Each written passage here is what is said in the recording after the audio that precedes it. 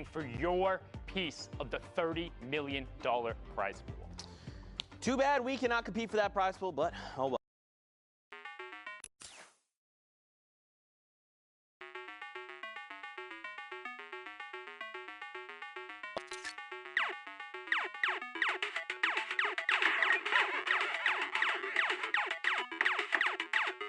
People need to know about this block party, right? This is your last opportunity to get them involved, to get them hyped. Zeke, everyone.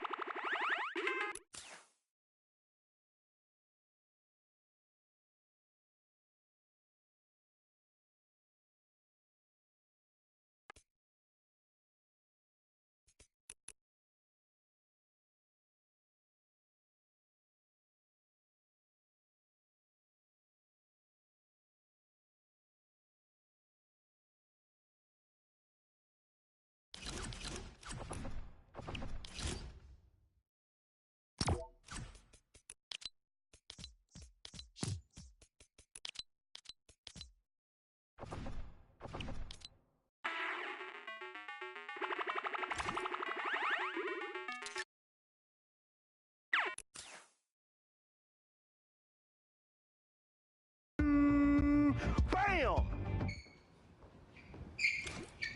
What's up, Fortnite fam? Sundown here, and today we are going to talk about shadow bombs. And if you haven't had a chance to use the shadow bomb yet, it is a utility consumable that drops in stacks of 2, and you can carry up to 6 per slot. When used, the shadow bomb grants the user invisibility, move speed, the ability to double jump, and the ability to wall jump. Shadow form lasts for 6 seconds, but will remain active after that window until the user touches their feet on the ground.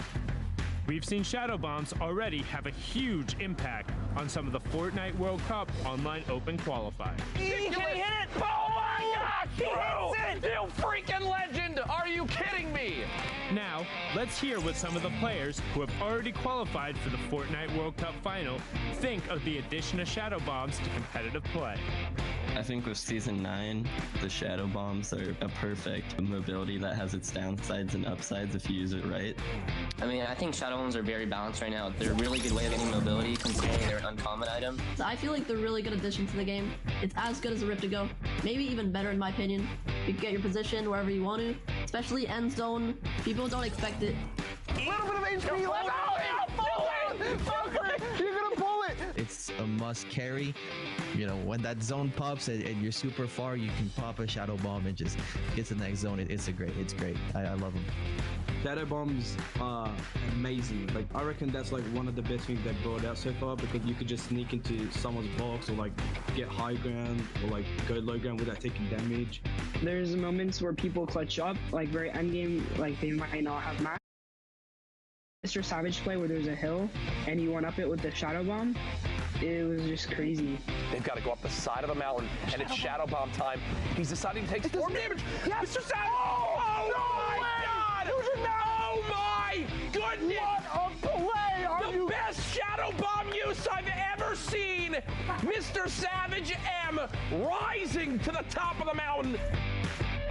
Thanks for watching, and hopefully you learned a thing or two.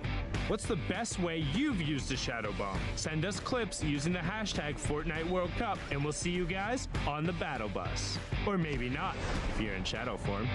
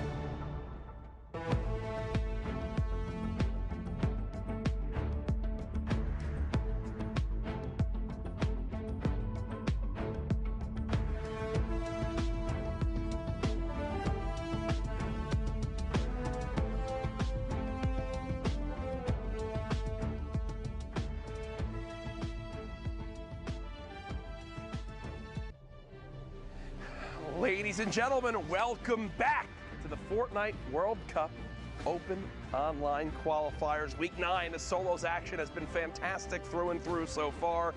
We've covered Europe. We're midway through NA East. And I know you don't want to see me. You want to get back into the action. So guess what? We've got two great casters for you, Sundown and Monster D-Face. Let's get it. Here with my boy Sundown, and man, that leaderboard shaking up. Good to see Macwood up there. We saw him get really close week again, and like you said, though, anything is in the air. Dude, it's so incredibly close. We've seen the semifinals, everybody kind of crunching up there, but let's get right on into the matches. I want to see how this all resolves and who gets those last 6 solo spots out of NA East. The action. That hashtag Fortnite World Cup. Let us know who you think will make it out, because the leaderboard is changing every time a match finishes, and now we're on board here with Spook. 49 players left, so just under half the lobby. Yeah, the only player we've seen really take a lead today is Andretta. Outside of Andretta, no one else. The boards have been extremely close, top to bottom here. So now hopping in with Spook, guys. 50 minutes left to queue up here. We're midway through it, halfway through all the queue times and the games we'll be seeing here for the NA's block. It's going to be a close one. It's going to be close. I mean, every single region has come down to some form of last match, whether it's a player overtaking at the last minute or you saw Blacksoap get the victory royale, everything he needed on the final match of the server. There's Spook picking up ramen there, no 99-cent deal. Back to the lobby. You can queue back up.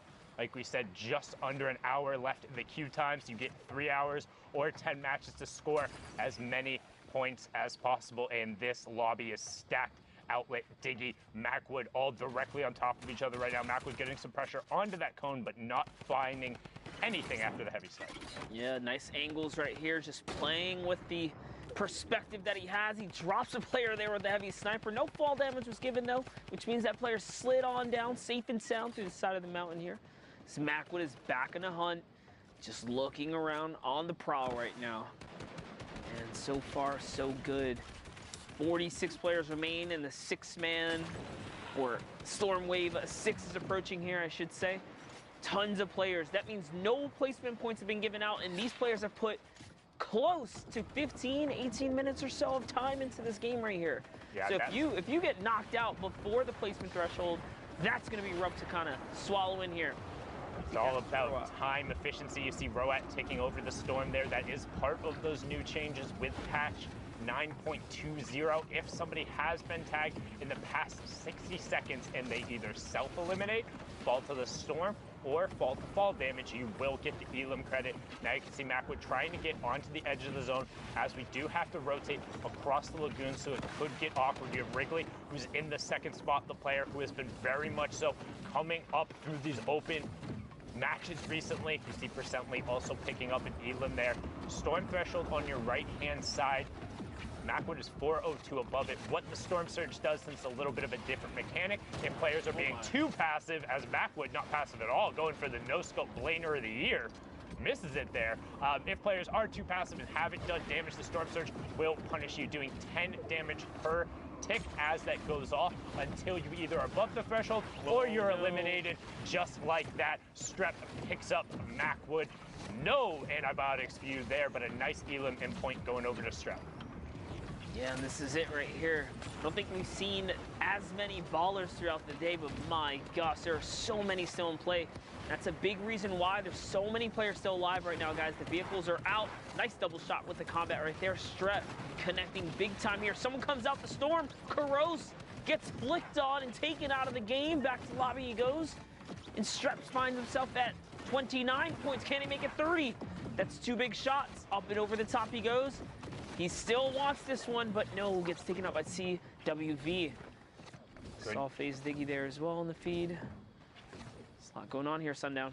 Good job there from CWV, but Outlet is running that high ground down now, but took a ton of damage. There's actually a player directly above him who just lasered him. That was 150 to 0 in the blink of an eye. Now you have Neferux of Luminosity Gaming. We're inside the top 25%ly still up. Demo still up. Neferux still up as well. Outlet just got beamed. Neferux is going to edit out, pop the shadow, and get over to the far side. Will need to about face as he does get blocked into the player's build, opting to go around it and build just over. Nice little ramp for the separation. Fox picks up Vape Jesus, so he's going to go down.